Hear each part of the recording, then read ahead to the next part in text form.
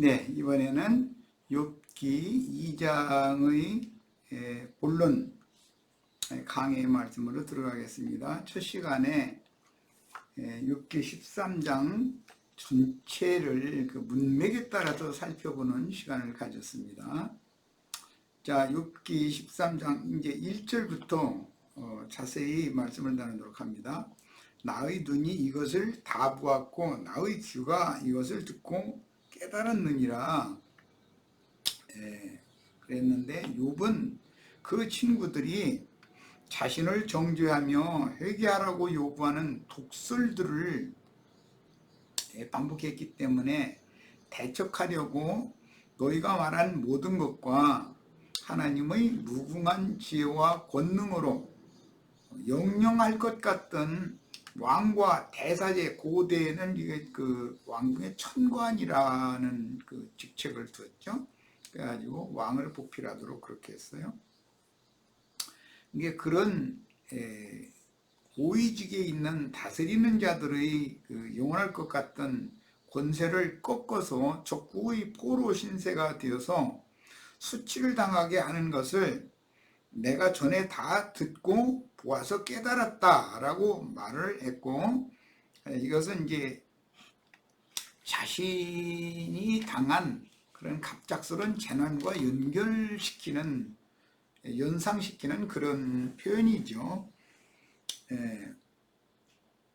욥의 이런 말 속에는 욥이 얼마나 지금 현재 교만한 사람인가, 또 당대에는 동방의 박사였기 때문에 욥의 그 탁월한 인간적인 지혜나 지식이 얼마나 대단한 사람인가를 알 수 있습니다.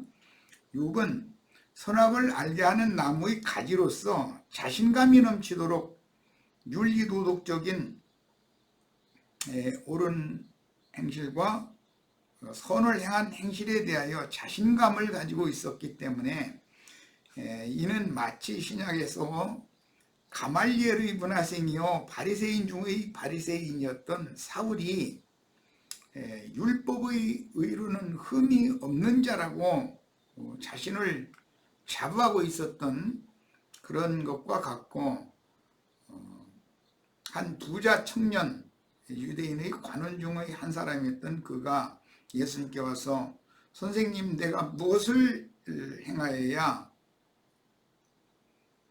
영생을 얻겠습니까? 라고 질문했을 때 그 당당함, 이런 것들과 같은 상태가 지금 욥과 욥의 세 친구들인데, 그 네 사람 중에서도 욥이 가장 탁월하죠. 첫 시간에 말씀드렸었던 것처럼 욥의 세 친구들 중 누군가가 어떤 변론의 말을 하면 욥은 그 답변을 하는데 2장, 3장에 걸쳐서 답변을 하지 그냥 한 장으로 마치는 경우가 별로 없습니다.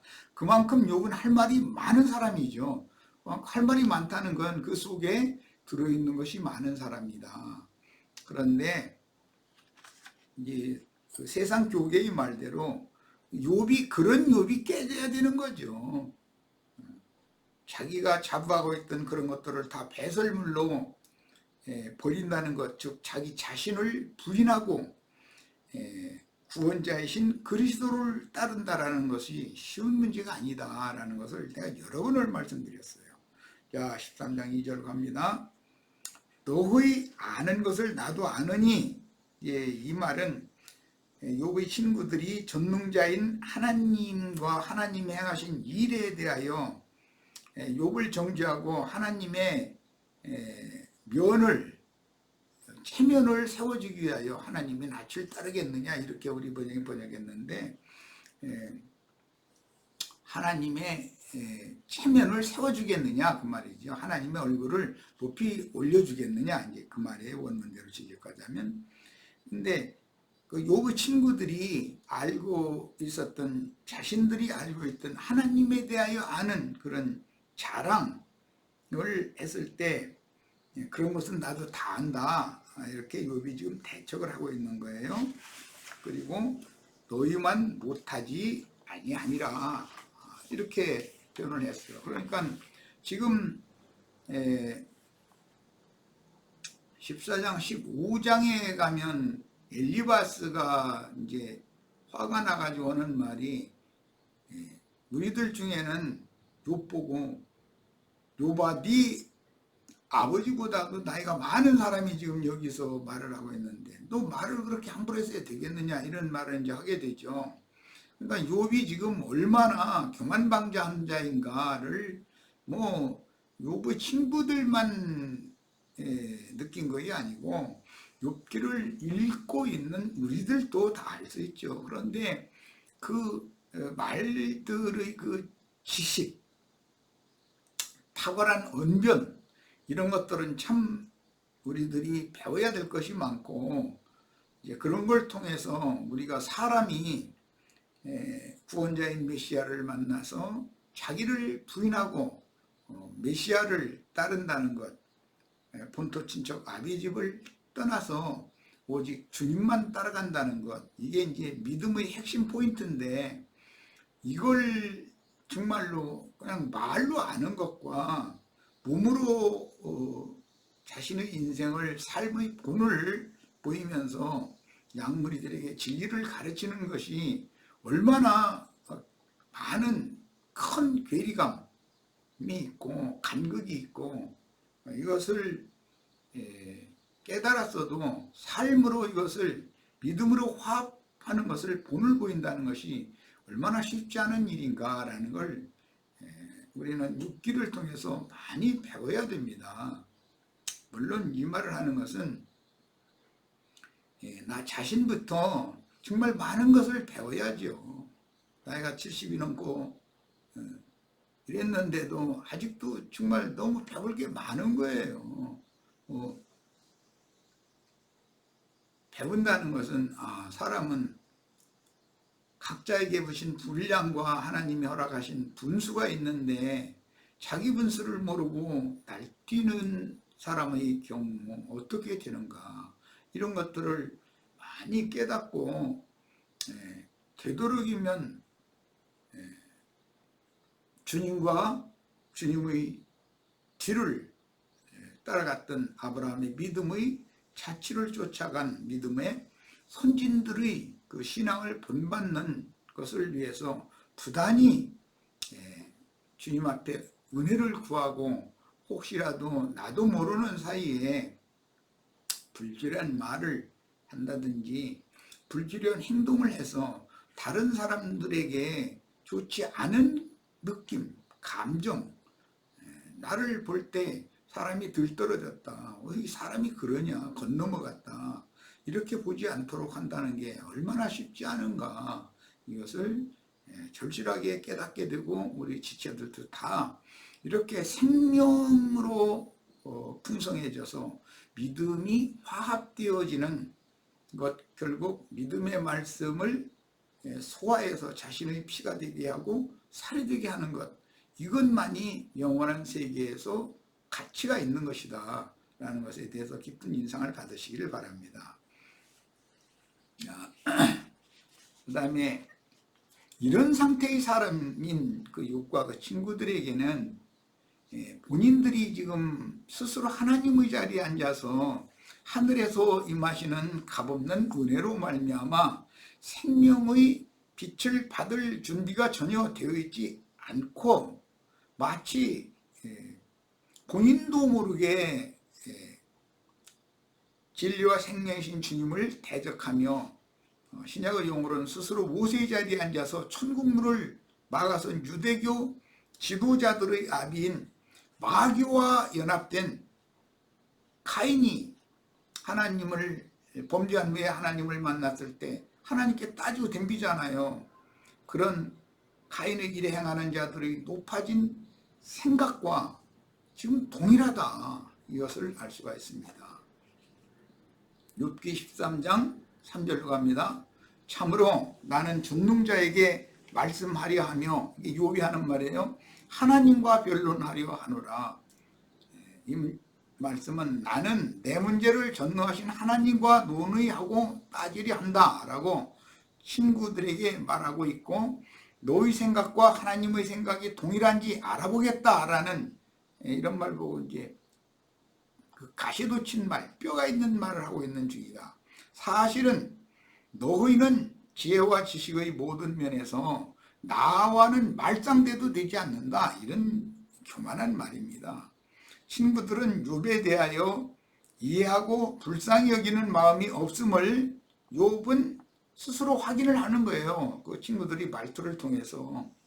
그런데 말 자체는 너무 미사여구고 현란한 말들이지만 그 말 속에 흐르는 영이 그렇게 욥을 정죄하는 영이요, 교만한 영이요, 사악한 영이요, 간교한 영이라는 거죠. 욥은 이걸 만진 거죠. 누가 대화를 하면 그 사람의 말을 알아보는 게 아니라 그 사람 자체를 알아보게 돼 있는 거잖아요.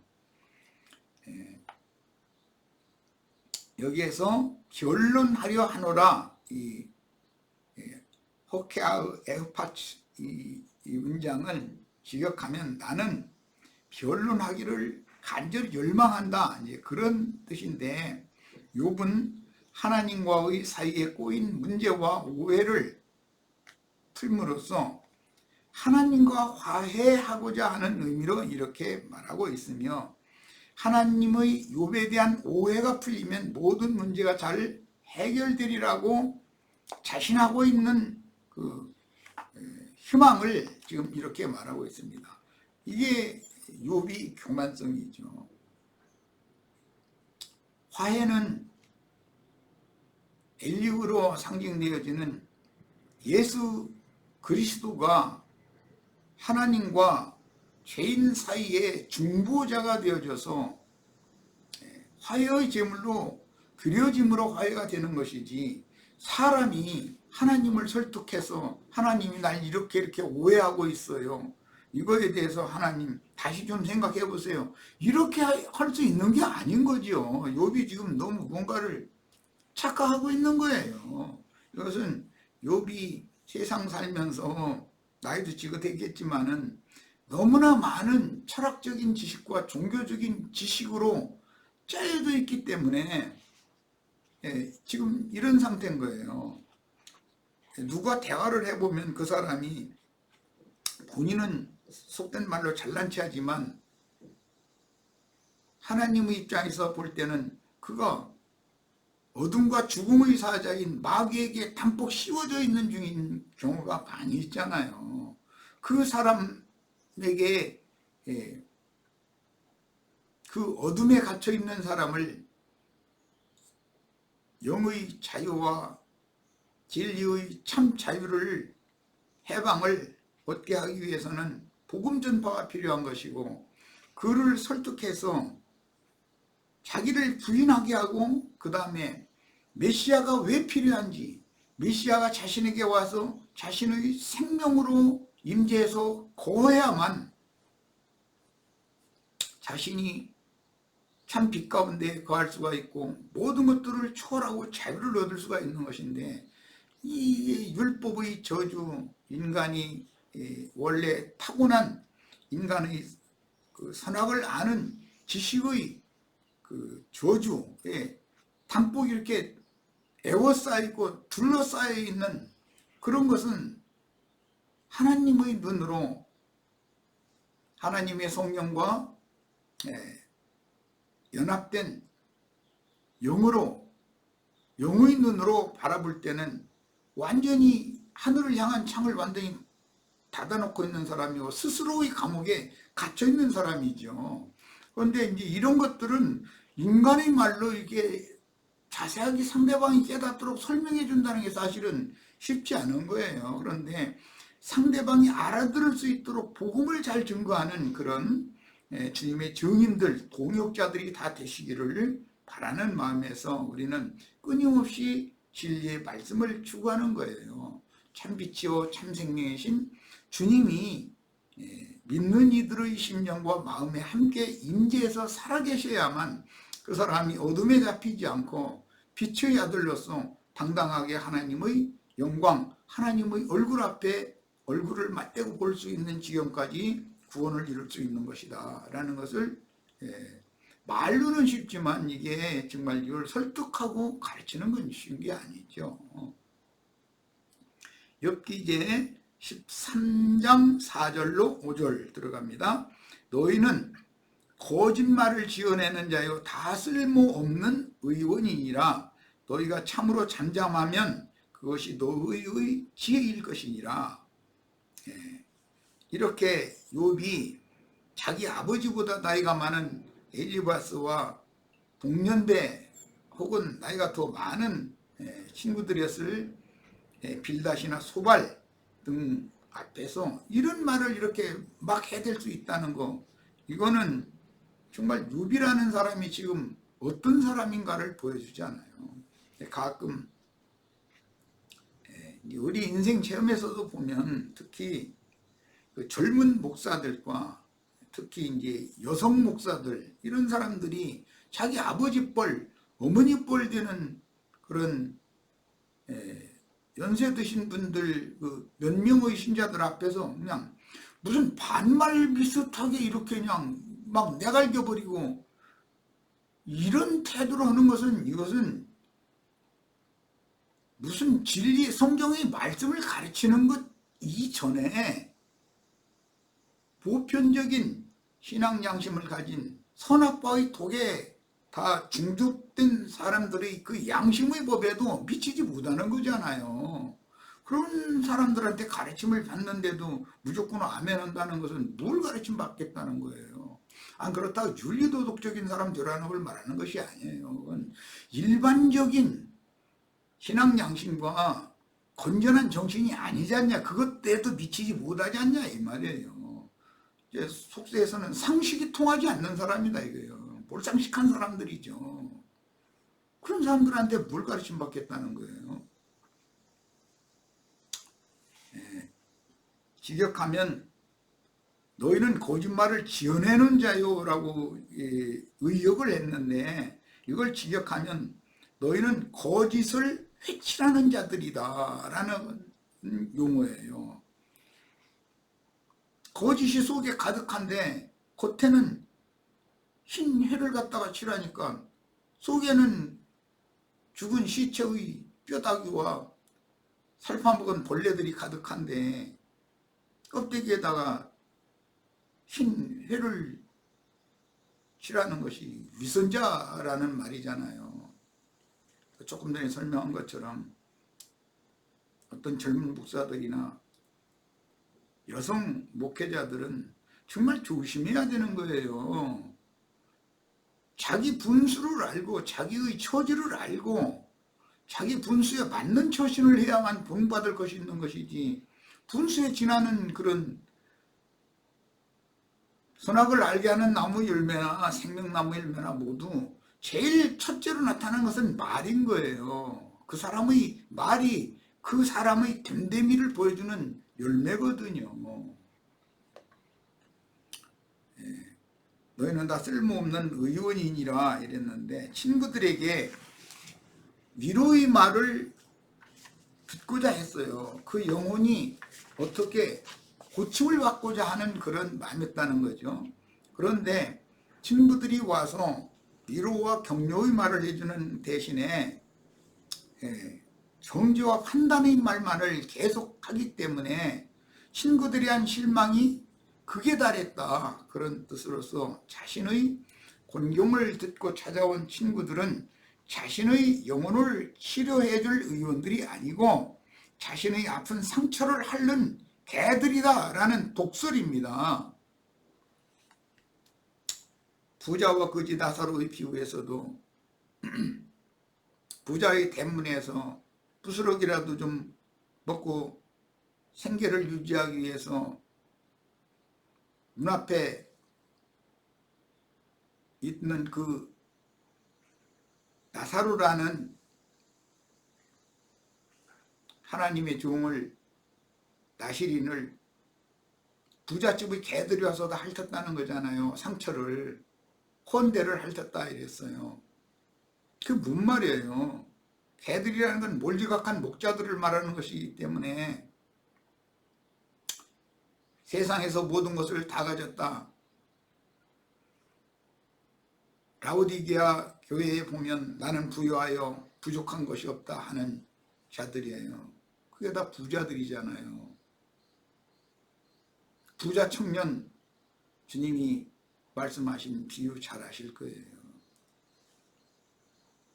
모든 것을 다 가진 것 같아요. 그런데 하나님의 눈으로 볼 때는 첫째는 눈이 멀었고 귀가 막혔고 그 다음에는 거지거지 산거지들이라는 거예요. 그런데 자신을 세상적으로 부하다고 생각하지만 하나님 볼 때는 영적으로는 산거지들인 것이거든요. 우리는 모두 심령이 가난하여 천국을 내 것으로 소유로 삼는 그런 주님의 은혜를 앙망하고 은혜를 받는 지체들이 다 되시기를 바랍니다. 5절 너희가 참으로 잠잠하면 그것이 너희 지혜일 것이니라. 이 말은 나를 위로한답시고 끝없이 정죄하고 판단만 하는데 그럴 바엔 차라리 너희가 입을 좀 다물고 있어준다면 그것이 너희의 지혜가 될 것이다. 이 말은 욥의 친구들이 자신들이 지혜로운 자인 것처럼 지식이 많은 자인 것처럼 끝없이 너무 유창한 말들로 욥을 판단하고 정죄를 은근히 했기 때문에 하는 말이에요. 욥의 친구들은 곤경을 당한 친구인 이웃을 위로해 주려는 의도보다는 욥을 경쟁 상대로 보았기 때문에 어떻게든지 해서 경쟁자를 죽여서 생매장하려는 그런 의도를 가지고 욥에게 찾아와서 이런저런 많은 말들을 내고 있다. 이런 것을 욥이 그들의 영과 그들의 정신, 그들의 속부분을 만진 다음에 친구들을 아주 극도로 불신하는 마음이 욥의 영과 마음속에서 지금 이런 말로 표현되어 나오는 거예요. 욥기 이제 13장 6절로 7절 나가겠습니다. 너희는 나의 변론을 들으며 내 입술의 변명을 들어보라. 너희가 하나님을 위하여 불의를 말하려느냐? 그를 위하여 속임을 말하려느냐? 예, 이제 너희는 내 주장과 내 변명을 들어보라. 너희가 어째서 거짓말을 하느냐? 너희 거짓말이 하나님을 정말로 위하는 거라고 생각하느냐? 이 말이에요. 너희는 전부 거짓 하나님에게 속아서 하나님을 위하는 것처럼 말하고 있지만 그건 다 위선자들이 말일 뿐이고 외식하는 자들의 말일 뿐이다. 그 말이죠. 너희는 나의 변론을 들으며 이랬는데 히브리어에는 간청을 나타내는 기본 불변사 나, 한글이 나가 아니라 히브리어의 나라는 단어가 첨가되어서 너희는 제발 잠잠하고 내 말을 들어달라라고 강력하게 요청하는 그런 문구입니다. 여러 번을 말씀드리지만 라틴어 볼게이트 불가타역이라고 하는 그 성경을 한글로 번역한 한글 성경만 읽지 말고 흔히 타르굼역이라고 하는 시리아역, 아람어 시리아역 북반부 사본을 참조한 바울 사도를 파송한 안디옥 교회의 노선에서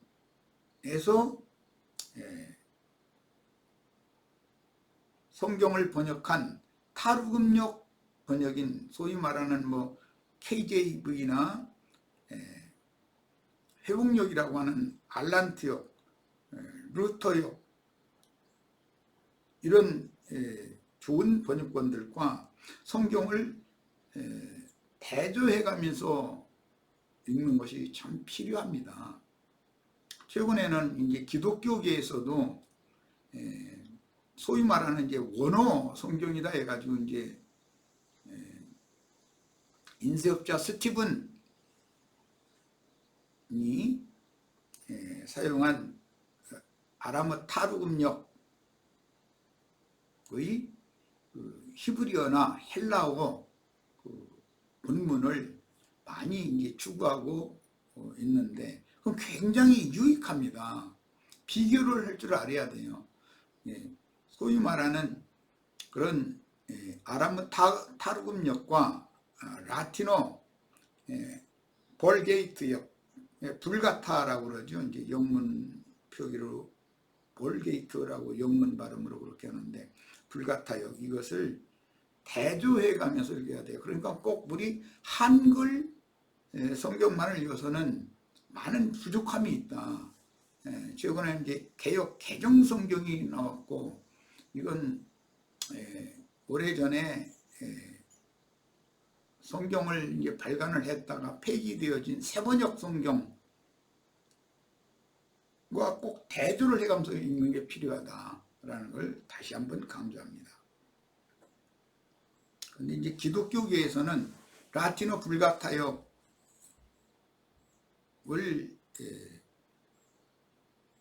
익숙하게 읽어왔었기 때문에 아람어 타르굼역을 한글로 옮긴 그런 번역을 굉장히 싫어하지요. 그런데 새번역 성경이 배척당하고 나니까 역반응으로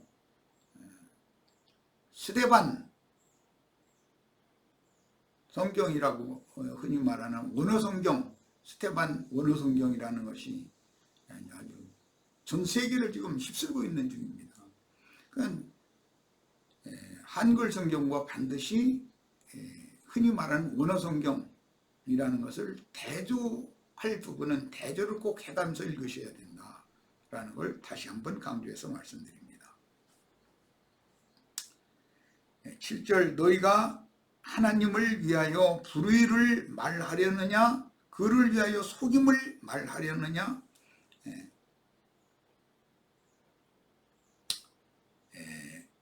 욥기 13장 7절에서 11절까지 욥의 그 논리적인 특색인 자신의 주장을 질문 형식으로 지금 제시를 하는 말씀이 이어지고 있는데, 이는 법정에서 검사와 변호사들이 참고인 또는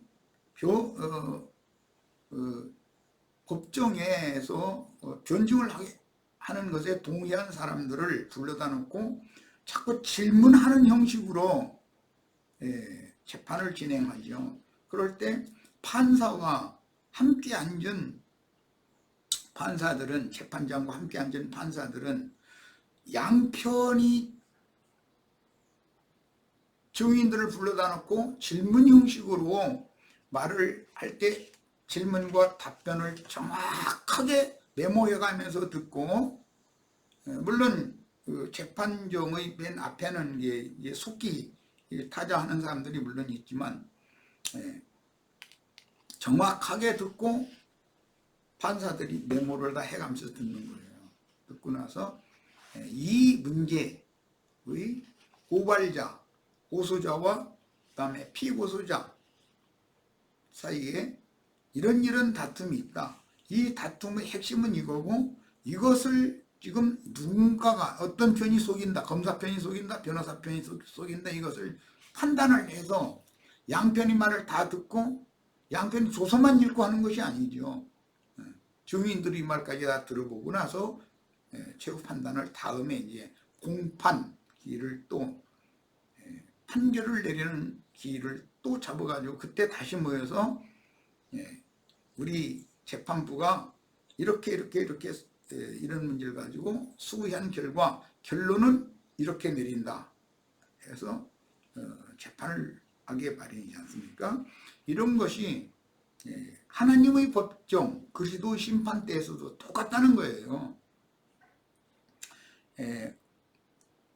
전형적인 종교인들은 그들의 신을 자신의 말로 상대방으로부터 옹호해주고 지켜주고 면을, 즉 체면을 세워주려고 많은 말로 변증하지만 인간이 하나님을 위하는 많은 말 속에는 함정과 거짓이 감춰져 있다는 거예요.